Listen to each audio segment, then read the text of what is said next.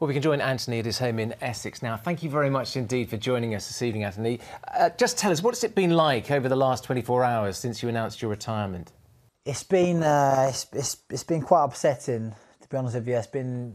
It's been difficult because it was only 10 days, 2 weeks ago that the realisation that I can't fulfil my dream anymore was apparent to me, and then I shared it with my wife and my family, my team, and then we set a date as in yesterday to announce to the world. So to tell the world that I can't go out there and fulfil my dreams when I know I've got the ability to do so, and you know, it's been rubbish, it really has. But all we can do as human beings is play the hand that the cards that we've been dealt with, and that's what I've done. And just this time, it just wasn't to be, and it's hard to accept, but that's something I've got to learn to do. Absolutely. I was one of hundreds of thousands who followed your sort of recovery on social media, at times extremely painful for you. Looking back on it, hindsight's a wonderful thing, but was it something you just had to do? You had to try one more time? I had to try. I mean, the last 2.5 years for me has been hell, and there's a lot of things I'm legally not allowed to say. It's been worse than I've been able to kind of document on social media. It really has, and one day, hopefully, I can be open and honest about it. At the minute, I can't legally. I'm not allowed to say it, but I had to give it a go. I had to give it my best shot because I didn't want to be that man in the pub in 20 years' time, bitter. I didn't want to say I could have been. Like, I had to go to the end of the earth to give it all. Every penny I've ever earned in boxing, I've spent on my eyes. I've remortgaged my house. I've sold my car to pay for operations to get me back in the boxing ring. And now, with a heavy heart, now I can say, do you know what? It just wasn't meant to be. And now I can move forward, and all this fire and passion and hunger that I've still got left in my body, I can now channel it into something else, knowing that I'm leaving boxing behind, knowing I gave everything to it. You can see how sad you are about it, which is heartbreaking, and you've still got that potential to do so much, and you say you're going to channel it elsewhere.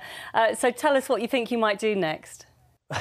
Honestly, I haven't given it a second thought, to be honest with you. I mean, there's things I'd like to do. I mean, I've always liked doing a bit of acting. I like a school of the performing arts and drama and theatre studies.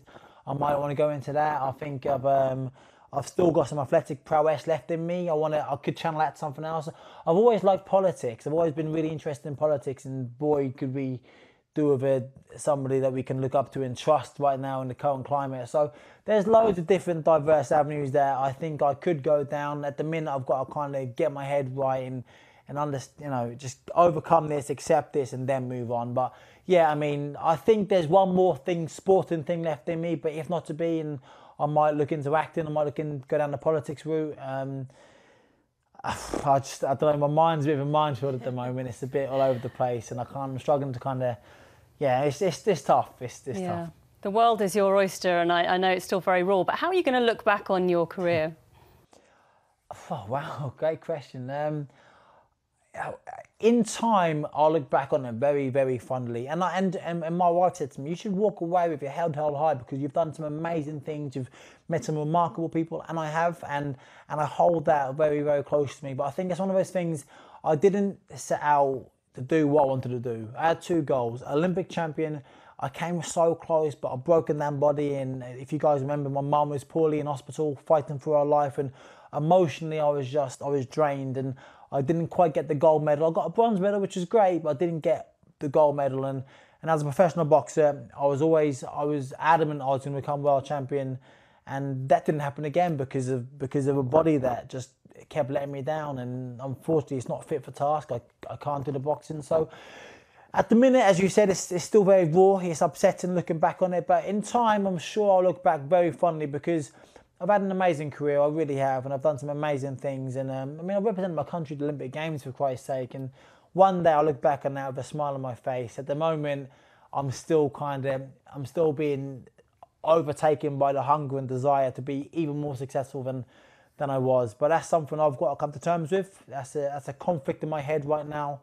But looking back, I'll be proud one day, I'm sure. I think it's one of those things as well, Anthony, that when you're actually involved in it, you can't actually always see the impact that you have on people's lives. And I think we all know you are going to be a success in whatever you decide you want to do. But just looking back on that summer of 2012, you really did change so many people's lives. And we saw it here in our studios, and we went down to Lowestoft, etc. And just reflect a little bit more on the really happy days of that summer for us.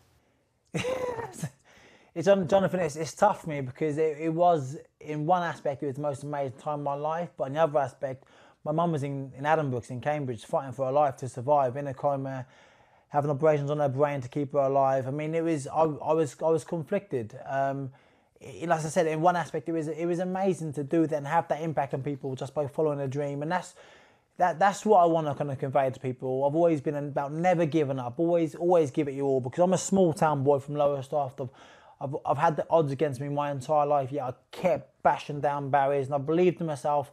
I've worked hard and I've achieved some amazing things, and that's the message I want to portray to anybody. It doesn't matter where you're from. I come from the most humble of backgrounds, mum, single parent, 5 children, yet I still, got to the very top in my sport. So if I can do it, anybody can do it, and I really wholeheartedly mean that. I remember you saying that actually you didn't get your statue in Lowestoft. I think personally there's still time for that to happen, Anthony. But what would you say, one final word to everyone who's joined you on this fantastic journey so far?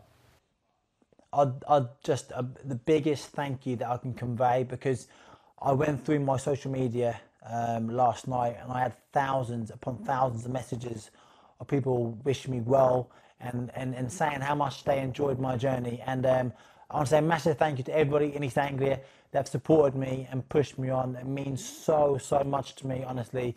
Thank you. And I don't know what I'm going to do next, but whatever I do next, I hope I have your continued support. That definitely is the case. Guaranteed. Yeah, and definitely a champion. Anthony Ogogo, thank you so much for your time. Lovely to speak to you.